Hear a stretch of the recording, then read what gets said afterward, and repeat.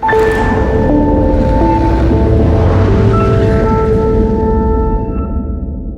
everyone, and welcome to the Generalist, where security practitioners come to look beyond niches, silos, egos, and hopefully build their competence and credibility. My name is Ilya Umanskiy. Well, it sounds odd, but the year is almost up.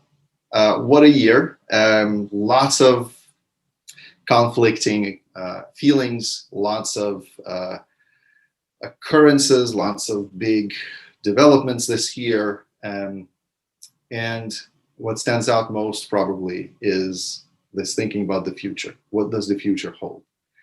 I've been thinking about it as a family man. I have 2 kids, so certainly looking to give them the brightest future possible. But at the same time, I've been looking at it as a practitioner in asset protection. And today, for this last episode of 2020, I want to share with you a slide deck that I ran recently for the American Society for Industrial Security Hong Kong chapter. This was my attempt to share with the local community, local practitioners, and those who tuned in around Asia, this model, if you will, for developing young talent in asset protection. So the title is a bit odd. I've gotten some questions about it. I'll explain, of course. Stay tuned and follow along, please. The main thing here is I don't only want to look at asset protection. I want to start with where we are in terms of kind of global talent challenges, global opportunities to develop and embrace young talent. How do we build our industries, develop our industries so that they can be the most conducive places for young talent to thrive and enjoy what they do?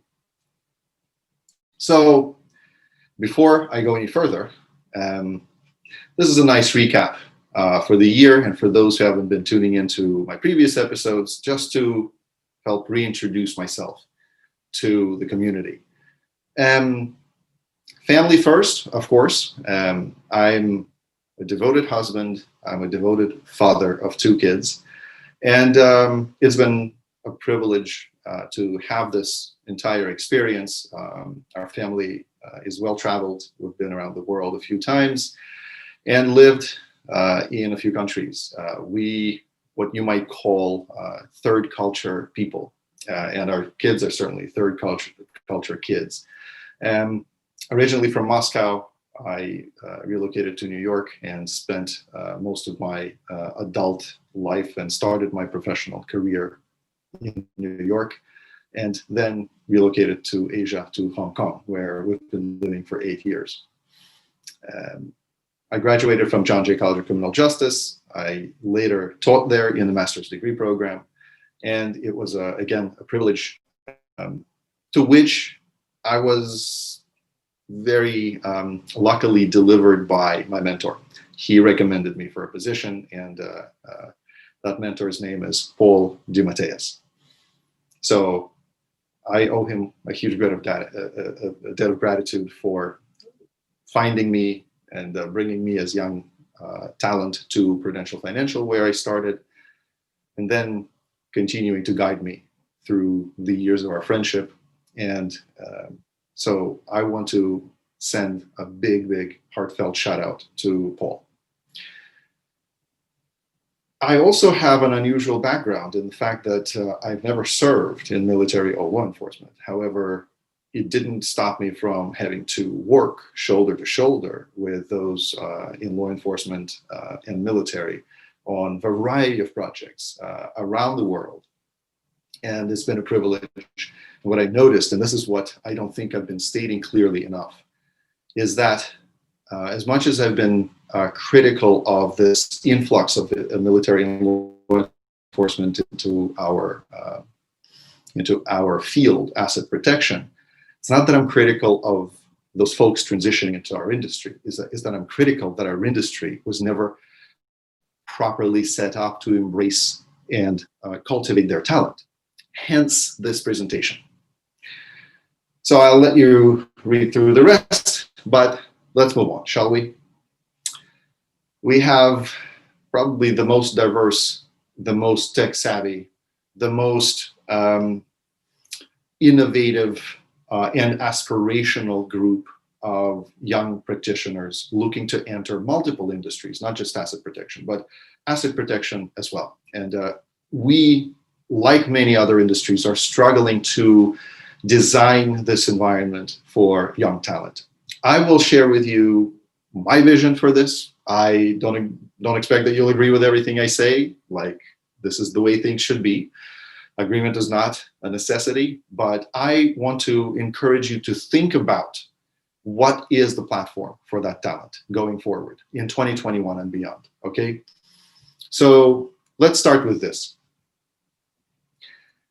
Before we look at asset protection, we have to look at the shift across the globe in multiple industries, right? So these are, in my view, the 5 factors that will affect and have been affecting global talent pool, how organizations have been embracing talent, how they've been trying to optimize talent's performance.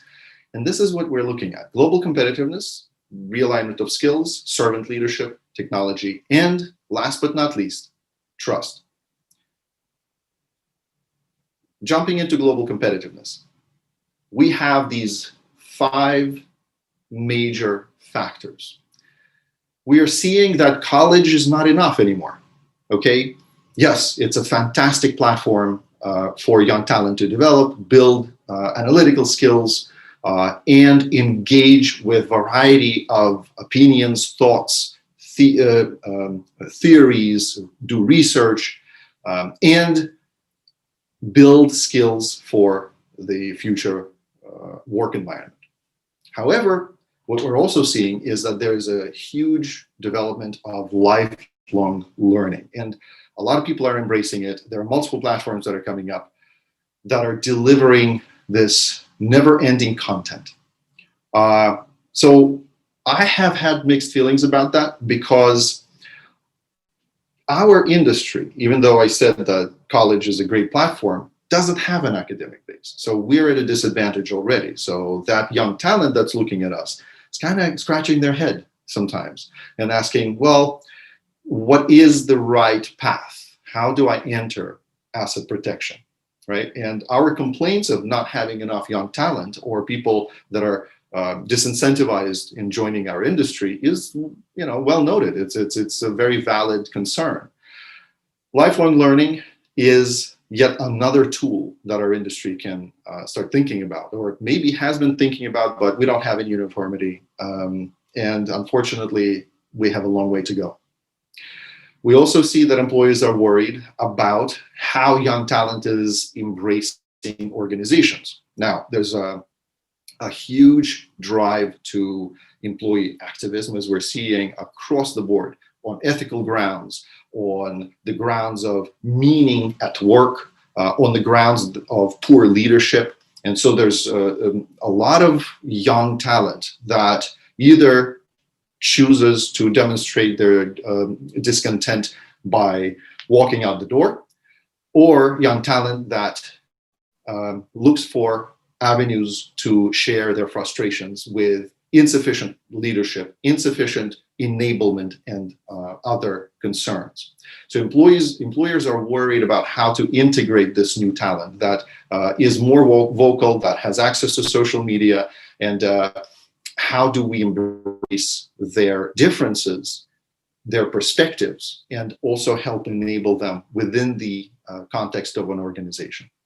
We also see widening inequality. Now, that could be demonstrated in economic terms, that could be demonstrated in terms of how we're looking at development of organizations. So, for example, the largest organizations, right, the Fortune 50s, particularly tech organizations, there's a lot of resources because of the deep pockets to cultivate talent, to throw a lot of programs, a lot of initiatives and assistance to this young talent to thrive, right? As long as they're connected to the mission of the organization, right? But we're also seeing that those organizations are more and more in the minority And majority of medium to small organizations don't have the resources to embrace that young talent and give them a great platform for, let's say, building new skills and optimizing their skills and so on. So that's my take on what's going on. We also see in our specific industry in asset protection that a lot of leaders, and let's not beat around the bush here, a lot of leaders come from only a few fields. Particularly, let's say, if we set the cyber world aside and look at the world that many of you call physical security, where do most leaders come from? Military and law enforcement. Why is that? Do we somehow believe that this is the only way to guide teams of people for sufficient and successful asset protection? I beg to differ. I've seen talent that has never served in military and law enforcement, not myself, okay, but I can include myself in that, perform as well or better. And I've also conducted multiple assessments to know that just having experience in law enforcement and military is not the answer, the only answer to proper protection of assets. So we have a few issues of inequality in terms of how talent assesses our industry and multiple other industries. Unfortunately, because of COVID, because of recent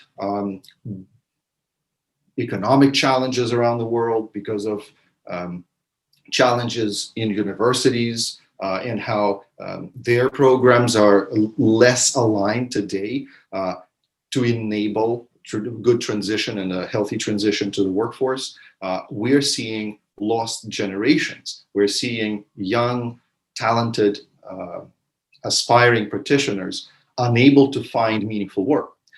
Some of them, because of the weight of education debt, are having to immediately embrace any position that they could find, and in order to pay their bills, in order to pay their loans. And unfortunately, their ability to be selective is quite reduced. Their happiness from the work environment is also significantly reduced. So that brings also significant effect on how industries are developing, what they're providing for young talent. And if we look at asset protection, right, we also have, in my view, somewhat of a lost generation. Look at the guarding firms. Look at the talent that they have in the lowest paid positions, the guard force, and look at what happens with this guard force during the years that they work for those organizations. What kind of a platform and upward mobility have guarding companies been providing to the thousands or hundreds of thousands of people that they have been employing? And what kind of success those people have achieved? Do we have good statistics, good analysis on that lost generation? People who have committed their lives in hopes of achieving better status, and unfortunately, because of association with our industry and with a particular set of organizations, they haven't been able to reach that success. We also see this issue of transition from military and law enforcement, right? And also transition from various other industries or various fields into certain industries. But if we talk about asset protection, it's no secret that we still are missing a good platform to transition from law enforcement and military into asset protection. Where is this base? Where are the resources that are uniformly understood, that can be tapped either in person or online? How can you proceed to learn the necessary skills, the core competencies, if you will, across the board to be successful, to establish yourself in the industry? How can you gain those connections? How do you achieve success in our industry? So, difficult question. I suspect that some people have been more lucky than others, but why should only luck be the main factor here? Why should connections only be the main factor here.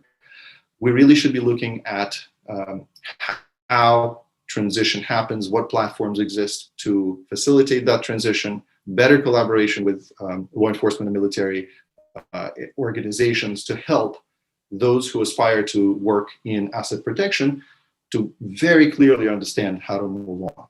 Okay, so that's another issue of our industry. We also see, according to World Economic Forum, that there is a realignment of skills. So in 2022, this in blue section will be the list of skills that organizations will be looking for young talent to develop and deliver. And so I like the first one, analytical thinking and innovation. To what degree has asset protection as an industry been looking at just this one skill, analytical thinking and innovation? If we are still struggling to move on from, I guess, disparate systems, if we talk about tech, if we are still producing niche jobs where a person becomes an analyst, yes, analytical skills, but doesn't understand the wider spectrum, the wider breadth of measures, controls, applications, strategies for protection of assets. So, and I could go down that list, but again, I welcome for you to study it for yourself and ask yourself a question. Is our industry well positioned to offer very good opportunities for young talent, considering these emerging skills? And now to leadership. So leaders live in two domains. One domain is real leaders, those who have demonstrated ability to care, ability to forego looking at people as numbers, ability to develop talent and harness their potential and optimize their potential for the talent's benefit. Not just for the organization's benefit, but for the talent's benefit. It's like Steve Jobs used to say, or many other people have been assigned to that quote, is, I guess you can paraphrase it as, you can teach people and hope that they stay, right? And that's going to be a great benefit for the organization. But you also need to enable them to move on to other organizations and feel proud that you have given them those skills and tools to be successful. So again, probably a poor paraphrasing, you can correct me, but that's the idea. So we see that there's also another breed of leaders that are, I would call, paper leaders. Now, they are called leaders in wide media, in their keynote speeches, in their presentations, but it's impossible to understand how they have demonstrated leadership. Where are the metrics? How can we properly assess how they've enabled young talent, how they've enabled protection of assets by focusing their attention on developing teams and enabling them, right? So what we are seeing today is, on the one hand, a book by Simon Sinek, who talks about leadership, and it's called Leaders Eat Last. I strongly recommend that you review it, or at least look at his, I guess, messages on YouTube. He discussed some concepts from this book. And I think that leadership should be really more carefully studied. We do have some ideas about crisis leadership, but how do we define and assess with sufficient scrutiny, perhaps even quantitative scrutiny, proper leadership, whether it achieves the desired results for the talent that is being led. We also see this need to be enabled, to enable young and aspiring practitioners so that they can demonstrate excellent skills across the board. Now, I see that some of it happens, but I also hear a lot of frustration by young talent in terms of them coming and with very high aspirations to organizations and then being used only at 50% of their capacity. And one recently mentioned to me that she feels like she's more tired just from doing mundane work, coming home, and more frustrated and concerned about her future than if she'd never taken that job, right? Even though she jumped to that opportunity right out of college, right? And she feels as if she's just more of a machine, if you will, to tick boxes, rather than a person on whom the team and organization and their clients rely to offer new ideas, innovate, and solve complex problems. So this is all related to the issue of meaningful mission. If young talent doesn't find out for themselves that the organization has a meaningful mission and they are connected to it, it is very likely that there will be short-term concerns and probably medium-term concerns. And these individuals, these young practitioners, are likely to depart the organization if they're not connected with the mission. So how do organizations, how do senior hiring managers, how do they state that mission? How are they able to cultivate alignment for young talent with the organization's mission? So that's another question that we see across the board. It's not just in asset protection, but it's in various other organizations. And the question of ethics comes to mind here, because I've seen a lot of practitioners go and take up positions in social media companies, for example, Twitter, Facebook, and so on, only to then see how, if they're doing, let's say, media monitoring and threat intel, how frustrated they are by the fact that the organization's business model doesn't align with what they were hoping for, and that it actually raises some concerns about the actual benefit to society, whether there is any or there's primarily more harm. And so we can see that, again, those young, talented practitioners are sometimes a bit lost, sometimes they're not guided properly to understand whether they can connect with the mission of the organization. And unfortunately, I see a lot of choices being made by young practitioners just to align themselves with a very widely recognizable brand, only to see that when they join, it's actually a very politicized, toxic, and not a very healthy environment for them. And it violates a lot of their ethical standards. So just want to leave you with those thoughts as well. Emotional intelligence, I don't want to spend a whole lot of time on it, but it is widely covered, widely discussed. One thing I want to add here is the last word on the slide, heterodoxy. I connect emotional intelligence very much with the word heterodoxy. Now, emotional intelligence can be described as this collegiality in the workplace. But I feel that we're missing one of the crucial points here.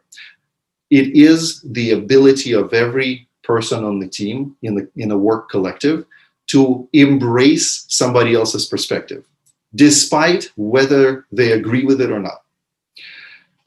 And so I feel that we're not really connecting emotional intelligence and this ability to be open to other perspectives. I have a suspicion that partially this is the fault of leadership, because they are there to meet certain objectives. They are also, let's say, under pressure, and therefore tolerance of, let's say, new innovative ideas is a little bit lower. I also suspect, and this is just a question of mine, whether background in military and law enforcement as people go into senior roles in organizations also hurts the ability to embrace diverse views, particularly from team members who are not formal law enforcement and military. So this is something, again, for you to contemplate. And so very quickly, we'll jump to technology, because let's be honest here. I mean, it's driving everybody insane. Well, I should say insane just because of its pace, because of its application. So, and unfortunately, the pace and the fast application are hurting our ability to scrutinize what technologies are designed for good and are serving good purpose and are helping society, and what technologies have hidden risks that unfortunately then end up being called on and raise ethical issues, raise concerns on within societies and within governments.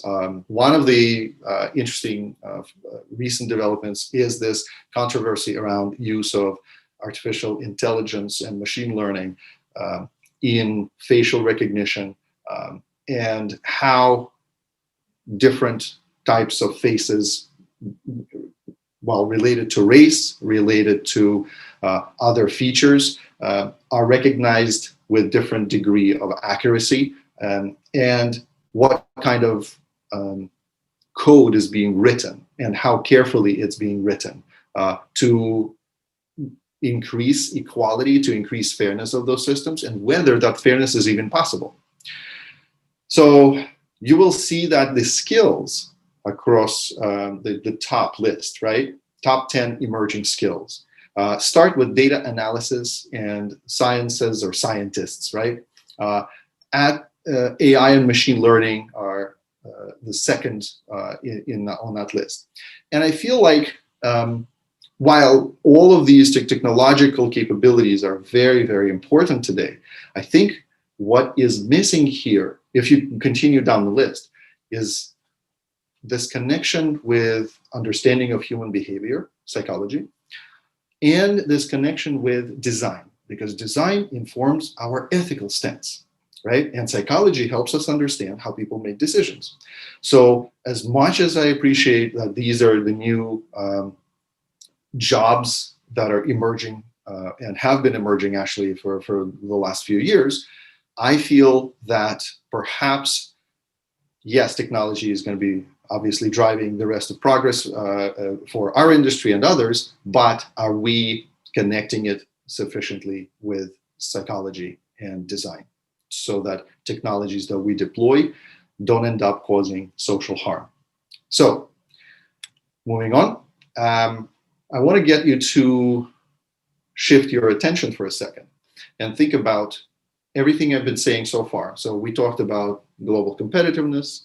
We talked about how leadership is evolving. We also talked about skills for 2022. We looked at how technology or skills in technology are evolving and what skills will be important in the next few years. And here we are with a simple proposition. Where does trust fit in all of this? Where do we begin to understand how we trust organizations in general? Like, how would young talent trust an organization? Do they trust businesses? Do they trust media? Do they trust government? Do they trust NGOs? Well, Edelman Trust Barometer on an annual basis gives you those perceptions, gives you some indications. I can't say that these are definitive answers, but because they're very much data-driven company and they do a lot of research in order to justify their findings, I tend to trust what they say. And if you trust what they're reporting in 2020, you will see that this strange triangle, right, that demonstrates 4 metrics, 4 focus areas, NGOs, businesses, media, and government, are not really doing very well in terms of trust. So if I'm young talent, if I'm, let's say, going into the government, and I look at Trust Barometer, and I look at the social sentiment around government in general, right? I can say that, oh my gosh, maybe I should consider going elsewhere. Or how should I be scrutinizing this government organization that I'm looking to join? Does it have the right mission? Does it serve the social good? What kind of perception does it have in the geography where I live, where I'm aspiring to get that position? But overall, you can see that the trend on trust in government is very negative. You can also see the same for the other 3 sectors: NGOs, media, and businesses. So that believe me, is going to be, if not already, on the minds of young talent as they scrutinize their future opportunities. That also is going to cause a significant frustration, right? When they join certain organizations and they realize that, oh my gosh, they're actually doing some things that I ethically don't agree with, or that I just don't support as a business model, what kind of performance are you going to get out of them? So here we are. It just shaped your view, or at least your thinking in terms of what are the driving forces in terms of talent development and talent retention, talent enablement. And here we are in our industry. We are guided by these few main focus areas. And of course, recently we've been discussing enterprise security risk management. We've been looking at conversions, leadership, threat landscape, competence, talent pool, and skill acquisition. Okay? Now, ask yourself a question. Do we have answers in 2020 as an industry, asset protection?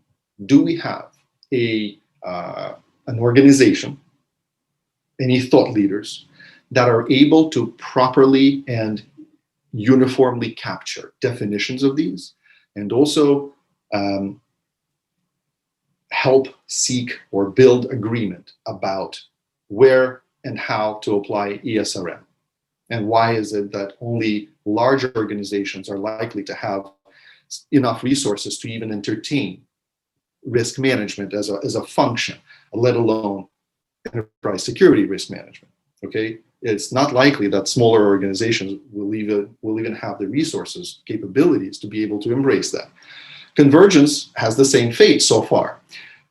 Do we have organizations that are fully converged? And how many of those are there? Now, recent studies, as I've seen, and I don't know again of their validity, but I'm seeing fairly, I guess, sparse positive answers to this. It seems like some organizations have converged something, but the question is, what is being converged? Convergence of, let's say, like cyber and physical, convergence of, let's say, a function, let's say that CISO is responsible for and CSO responsible for, that they are working together.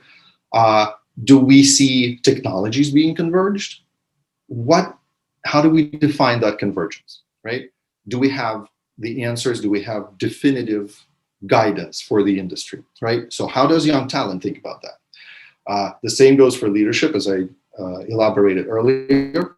Threat landscape is growing. We see that a lot more focus today is devoted to the world of data and ones and zeros in general. And how can we enable young talent, let's say, that transitions from military and law enforcement to think about what, based on threat landscape, what can they be building in terms of skills to help understand it, to help organizations deal with these types of threats? How are we building knowledge management systems, education systems to help enable them? Do we have anything that is sufficiently unified, sufficiently global, right? We also have, as I said, questions around competence. How do you define who is a competent, let's call them security practitioner? What does it mean? I know ASIS has created their set of core competencies, but I also know that some other organizations don't have those core competencies at all. So how do you work that out? And how do you guide young talent in terms of helping them understand what core competencies, if they want to call themselves security practitioners, they should be building? Because I don't believe that if you're simply selling security technology, you can call yourself a security practitioner. Much the same way as I don't believe that if you are a threat analyst, you can call yourself a security practitioner. I've stated my reasons explicitly in multiple previous episodes. If you still have questions about them, I welcome for you to please challenge me and let me know what you think about it. And so here we are. with the talent pool that everybody's complaining about, that we don't have enough of that talent coming to our industry or willing to partake. We have reasons why that's the case, because we are not building kind of a sufficiently understandable platform for them to like see, okay, so what am I going to be, what am I going to do in 5 years, right? How am I going to achieve those goals? And we also don't have a sufficiently well-developed skill acquisition system. Now, that skill acquisition, of course, comes from academic focus. You could also build those skills as part of continual learning in the work environment. And you can also acquire those skills through, let's say, self-study, if you will, additional courses and what have you, knowledge management, as I said before. So we are looking at all these things, but the question is, how well developed are they today? What do we have to offer in 2021 to young talent? So this is why I have decided to call this presentation Selfish Problem Solver Philanthropist. What do I mean by this?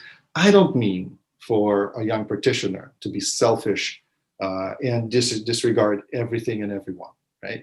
Of course, by this I mean simply that they should focus more intently on developing their skills, on being responsible for building their own brand, on being focused on building their credibility, not just a place in an organization. That doesn't make them credible. If you're working for Facebook, that doesn't make me think that you know something. You could have been hired based on your CV that was automatically scanned, and now the manager doesn't know what to do with you. Okay, so there's plenty of examples of this, right? Or you join and you realize that, oh my gosh, you know, the skills that you've developed are not on par with where organization needs you to be, or you're being underutilized. So this ability to sometimes be selfish and to reflect on your own credibility, on your own competence is very, very important. Problem solving is self-explanatory, because I feel that everything in our industry, in asset protection, is a problem to be solved. So talent needs to apply skills, like I said before, critical thinking, analytical skills, and understand how to help organizations solve problems. And those problems can be across a wide spectrum of things, right? It's not just, oh, where do we put video surveillance, or how do we protect edge devices on the network, right? There could be other things like employee behavior that might need to be solved. There could be issues of external threats to an organization through social media channels. So how do you help enable the young generation of practitioners to be the problem solvers? And particularly, if you read the book, the recent book by Dan Heath, that is called Upstream, how can they solve those problems upstream so that they can help either reduce or eliminate significant damage to the organization should an incident occur? So then we talk about the word philanthropist. And this is where I think our industry has been doing a lot of work in terms of building communities, building groups based on interests, based on geographies. But at the end of the day, have our associations infused and enabled those communities with tools to actually share valuable knowledge to young and aspiring practitioners, not just create opportunities to meet people, okay, the networking aspect. I respect it, this is great. But by networking, you still have to prove to me that you are learning something valuable. You're meeting people, this is valuable from your connections, from perspective of your connections, but when it comes to actually applying tools and measures in your work environment or serving the needs of your clients whom you advise, right? Can you actually deliver competently with credibility, different controls and measures? So the philanthropist, the philanthropy of our industry really goes back to how do we teach young talent, how does young talent then spreads the message? So if one person has reached, let's say, one or few of their goals, how are they helping those behind them? So these are the 7 domains. I feel that this is what I've developed. It doesn't mean that this is something that everybody would agree with, but I believe that if you look at young talent today, they're challenged to understand what the framework of their competency should be. And so my thinking was that this could be the framework. Okay, if you simply concentrate on building your knowledge, studying, and then asking for mentorship and coaching along these 7 domains, you'll be by leaps and bounds better than most people that are still looking for answers. Okay, so you can read through what those domains are: professional polish, psychology, design, operations, tech, physical, and incident management. Let's dive into this. You know, there was a young person who came on stage in one of the summits here in Asia, and she was supposed to present results of research that she participated in. Well-dressed, comes on stage, there's around 200 people in the room, and does this.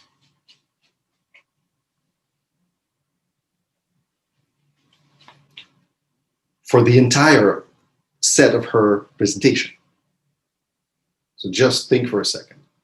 Okay, here's a person who otherwise probably has the right capability to deliver succinct, well-received message. And all she does, she goes, turns her body like this and starts pointing at slides and reading them word for word. Okay, so a few things like style, verbal and nonverbal communication can fix that. It can help that person be more successful, more capable of delivering presentations. And I was not mad at the way she delivered it. I was mad at the organizers, because here's a young person and you didn't let her practice in front of you. You didn't understand that, yeah, you know, you shouldn't assume that this individual knows how to present because she's young and she's just building her skills in that. And the same people simply put somebody on stage just to look kind of lost and for the message to be ill-received. I thought that that one example actually incentivized my thinking in this regard of how do you build professional polish, and does it have a place as a specific focus area that any young practitioner, anyone, should be acquiring. So in there, you could see critical thinking, negotiation skills, problem-solving skills, emotional intelligence, and so on. Then we move on to psychology. So how is it that our industry continues to build fantastic, innovative technology that unfortunately doesn't have, or is missing largely, the aspect of user experience and design? And I'll get to the design part, but the software is clunky, the user interfaces are terrible. That has to do with decision making. Okay, that has to do with the way we make our decisions and how we also use a ton of assumptions, the biases that we are all susceptible to. So if we don't focus young talent's attention on the benefits of psychology, on the fact that whenever you deal with people, whenever you have to understand how decisions are being made, how people behave, what kind of personality types you're dealing with, right? You're deploying knowledge of psychology. If they don't know it, how can they be successful or consistently successful in our industry? And now we get to design, which is, I could say, a blend of psychology and I guess innovation, if you will. So in design, we continue to deliver both human solutions, we build processes, all of that is designed. We have buildings that we work in, those are designed. We have a variety of technologies, video surveillance systems, visitor management systems,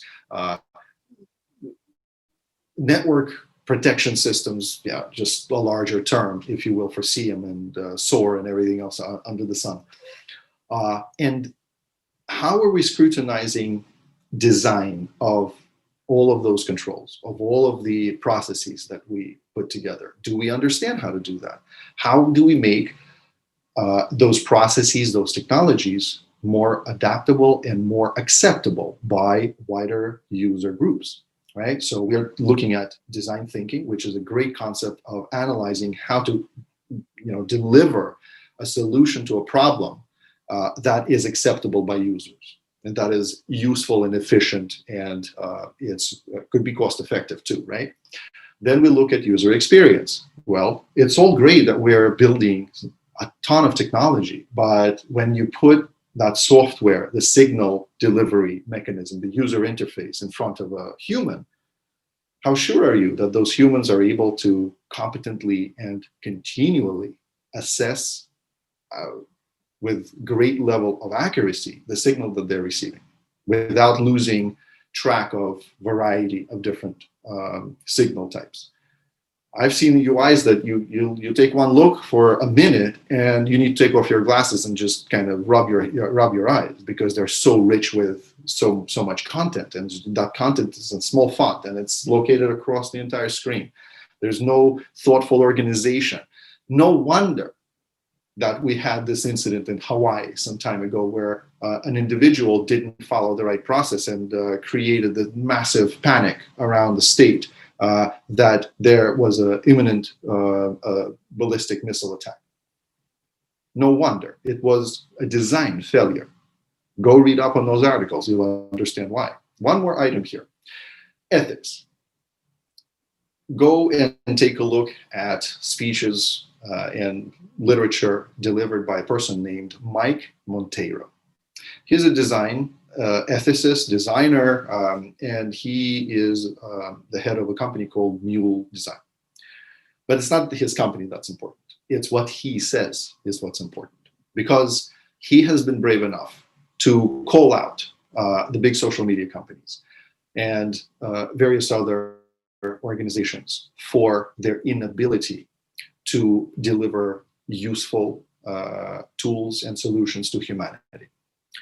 And he is bringing this issue of ethics into the field of design and points a finger at us, those people who create those solutions, to think twice about what it is that we're putting out there. So it's good that we have, let's say, facial recognition systems, and they could be useful. There is space for them. But you can see some challenges with the fact that, as I said before, that they might recognize a white face versus, a black face, right? So how would you work with that? Why is the system already delivered and working? Why does it discriminate? The other question is that systems like Clearview AI have been pushed out to the market, right? So useful tool, law enforcement agencies have been using it apparently, except that it violated multiple ethics requirements, ethics rules of social media platforms, even though that information was publicly available, right?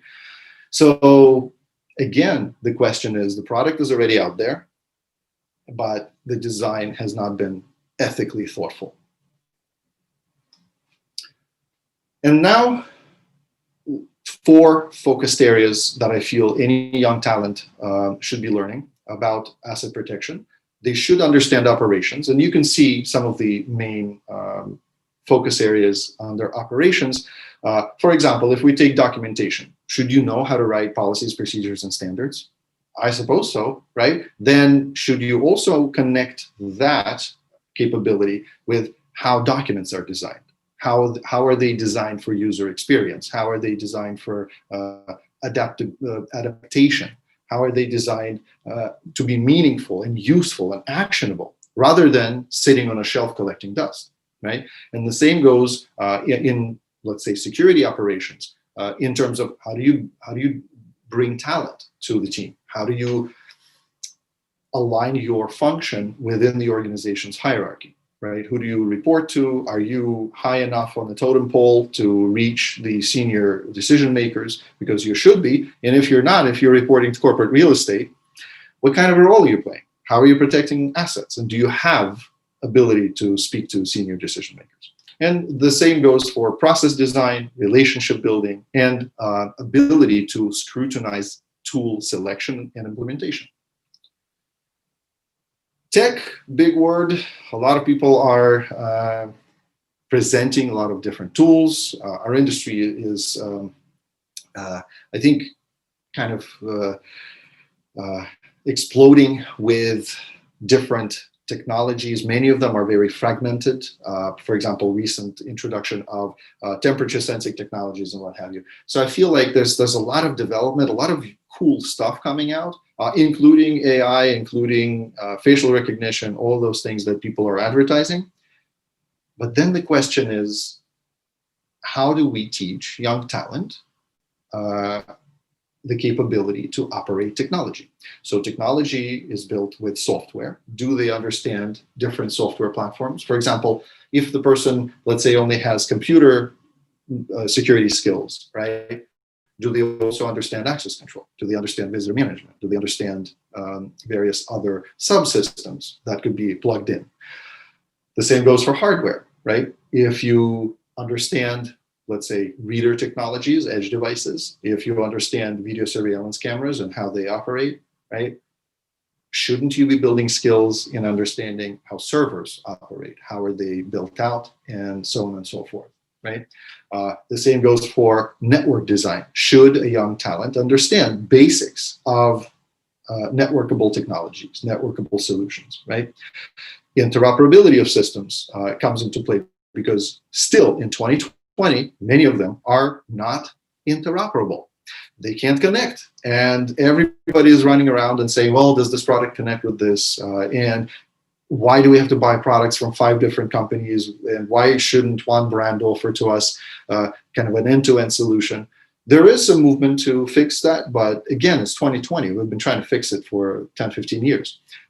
And the young talent that, let's say, comes into our industry should understand the challenges and should also understand the opportunities across different technologies in our industry. And by the way, in this focus area, I do include data protection, the cybersecurity domain, okay? So then, here's my interpretation of physical security. Physical security is not what you think, or at least the way I believe, it's not what you should think about, oh yeah, this is everything but cyber. That's not true. As far as I've been operating, how I deploy my advice to clients, and how I describe what physical security is to young talent and also to those whom I advise. Physical security is about hardware, meaning gates, fences, force protection, meaning how do you stop a vehicle? What kind of elements can you put in there? How do you prevent a building from collapsing because of an explosion, and so on. Then you look at compartmentalization, which is physical layout design, both of sites and of buildings.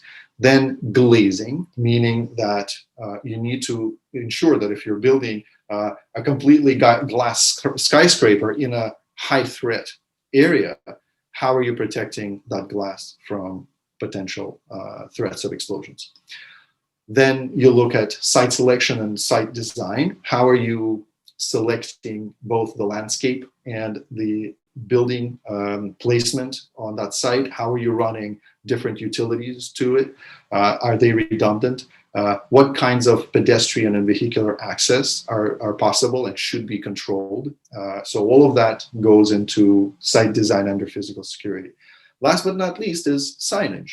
Interestingly, it's an architectural thing, but it should be probably in the minds of young and aspiring practitioners to know that if you don't know how to properly direct traffic around your site and create this channeling, right? You're actually forgetting to use and apply CPTED, crime prevention through environmental design. So signage is one of those, along with a few others that I just mentioned, is one of those very useful tools that can be deployed for a total physical security application. Last but not least is incident management. So incident management entails readiness, response, and recovery.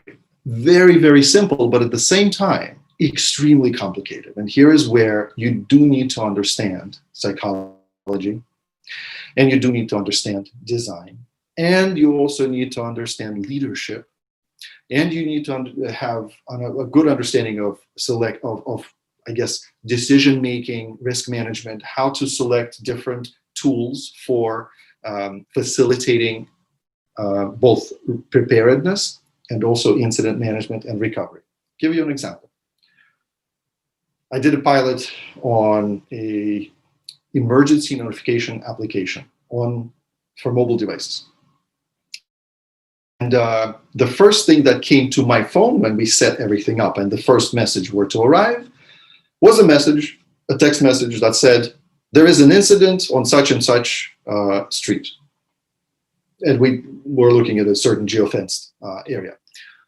And I had to stop for a second. I said, okay, so what is my role? Why don't I know what my role is? What am I supposed to be doing with this information? Are you telling me that I need to take some action? Or are you simply informing me of an incident? Your communication is incomplete. Now, we went on, and I can tell you a much longer story about how this entire solution, which is already sold to school districts and to various other organizations, is being deployed, only it doesn't really work. So at that first impression, I started asking more and more questions, and as we moved on, and the interesting part was that there was no thinking behind what kind of population are you communicating with? Who is supposed to receive one type of message versus the other? Where do you need to be more explicit or less explicit? Are you looking at this on a role-based kind of responder versus evacuee type distribution? What is it that you're hoping to accomplish? Do you really understand how incidents occur? And it seems to me, at least from that assessment, that that tool was nonsense. It didn't work. It wouldn't help an organization. And this is where psychology and decision-making and design comes into play. How did the school districts that acquired that tool and are swearing by it, how did they make their choices? Did they make their choices competently? Or was it because it's a new shiny toy? Okay, they spent a lot of money on it. If we were to go and test how that toy performs, I cannot guarantee, but I can pretty much be sure, on my side at least, that with a certain scenario, under certain circumstances, that tool will be a waste of everyone's energy. And unfortunately, will also create significant liability, because if that tool is relied upon, unfortunately, you can't successfully manage an incident. And therefore, it obviously makes you overconfident when you're trying to prepare, and it diverts attention unnecessarily during the actual incident itself. And then the recovery will be more difficult. So all of that, as just with this one example, I feel a young and aspiring practitioner should understand, at least from a basic perspective. Okay, so those are the 7 domains that I believe young and aspiring practitioners should be aware of, should be taught. We can have a wider discussion as an industry as to, should it be those domains? Should we name them differently? What kind of materials should we be presenting? But what scares me is that it's 2020. It's the end of 2020. We're heading into 2021 after what we're observing is one of the biggest challenges of the last 15, 20 years with COVID, right? And we are seeing how our ability to make decisions in many ways has failed, how we are so fragmented as different societies, different countries, in the way we approach management of this pandemic. And we are also seeing significantly higher pressure on organizations and their ability to bring young talent and connect that talent to their missions. So I think we have a lot of work to do. I would have wished that when I came to the industry in 2000, that work would have been done. I don't believe that this is the work that should be only left to our associations. As I've been saying, I feel that we need to build an academic base, either on the basis of these 7 domains or something else, but there has to be a unified academic base that is accredited, just like the fields of law, even psychology itself, engineering, medicine, and others. And so I also feel that we are now entering this phase in our industry where we need to really start looking at licensing.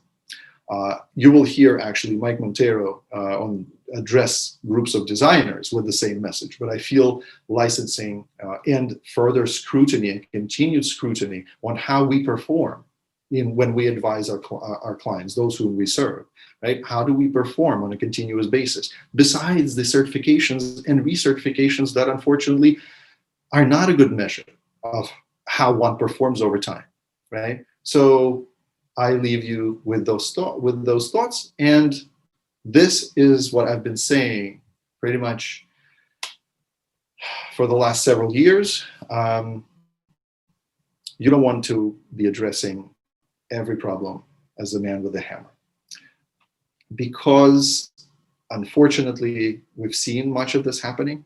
This is not how we should be developing talent. This is not how we should be guiding them. We should actually help them understand that we have one industry that doesn't say, oh, there's a separate camp for cyber and there's a separate camp for what's called physical.